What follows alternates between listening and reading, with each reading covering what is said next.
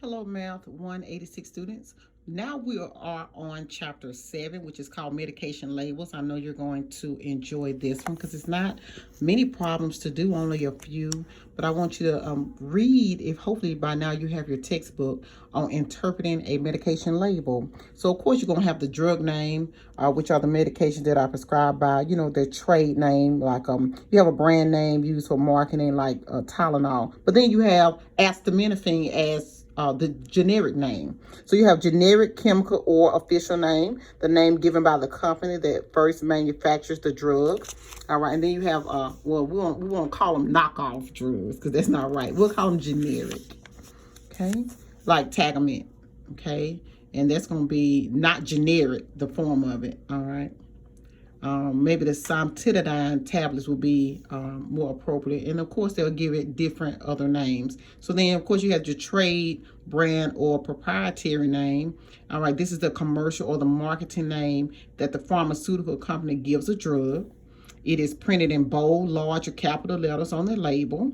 All right, which is that what we're going to look at, dive into. So Tagamet is definitely in big, bold letters. The drug dosage and strength, this is the amount of the drug available by weight per unit of measure. They have some examples like Nexium, 40 milligrams, Demerol, 50 milligrams, Nitristat, 0.4 milligrams, things like that. Then they also, on the next page on 131, they talk about drug forms. So this is the form in which the drug is prepared by the manufacturer or whatever, however that may be, whether it's a controlled release tablet or a sustained release tablet, or it is a double strength.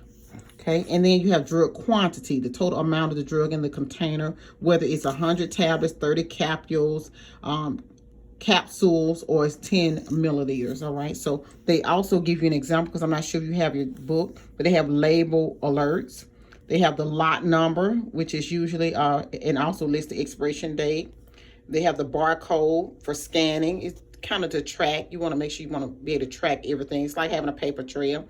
You have the manufacturer's name. So on this one, this pill is called Coric. Okay, and the generic name is right underneath it. And it's, of course, this is drug dosage, the trade name, and the generic is right underneath it. And GlaxoSmithKline are the manufacturers, okay?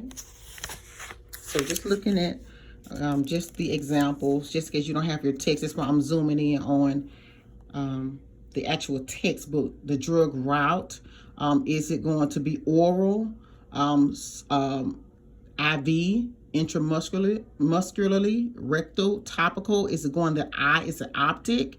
These are things that are important for you to know as nurses. So as far as in the drug reconstitution or the mixing, is it amoxicillin? Do I need to shake it well? Do I need to add water? How much? How many milliliters of water is definitely important, or what do I need to mix it with?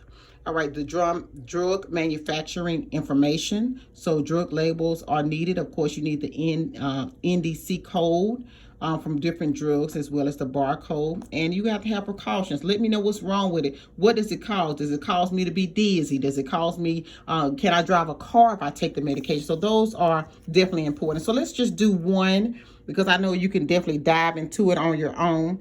But I just want to make sure you understand. And let me turn it sideways so you can actually see it if you need to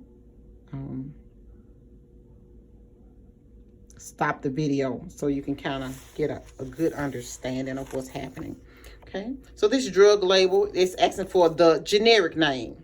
So I'm hoping that you're looking at it, and the generic is right underneath, okay, because it's Augmentin, which is, of course, the trade name.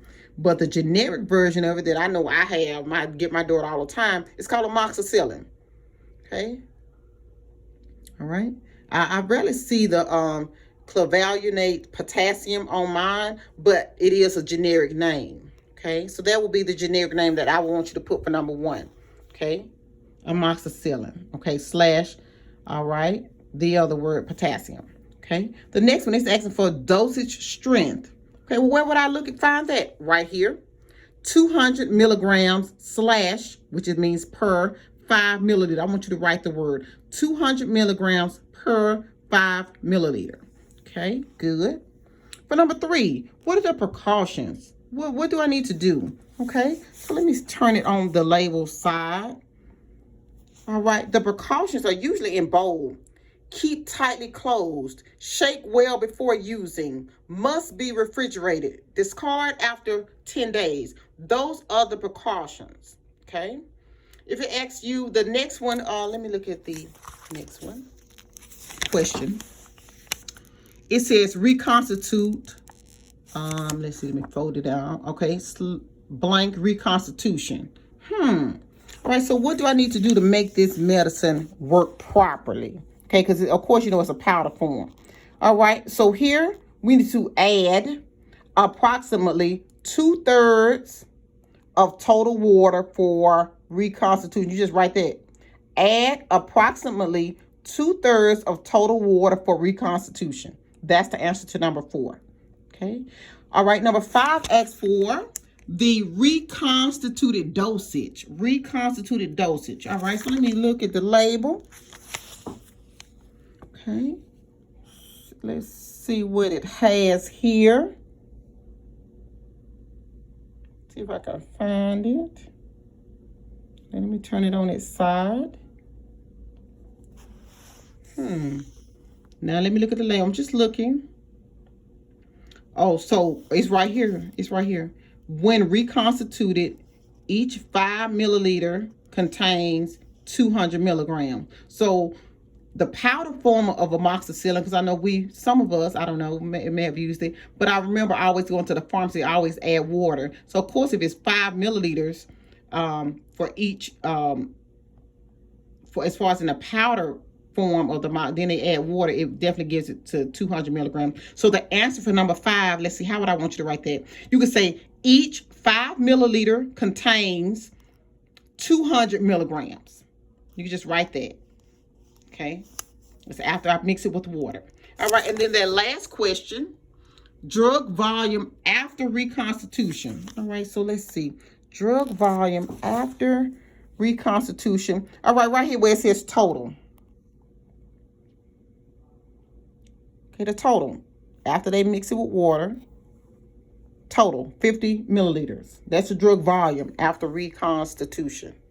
Okay, so I hope this helps.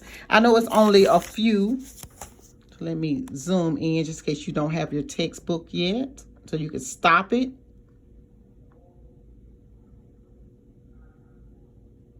Trying to get you the best picture possible.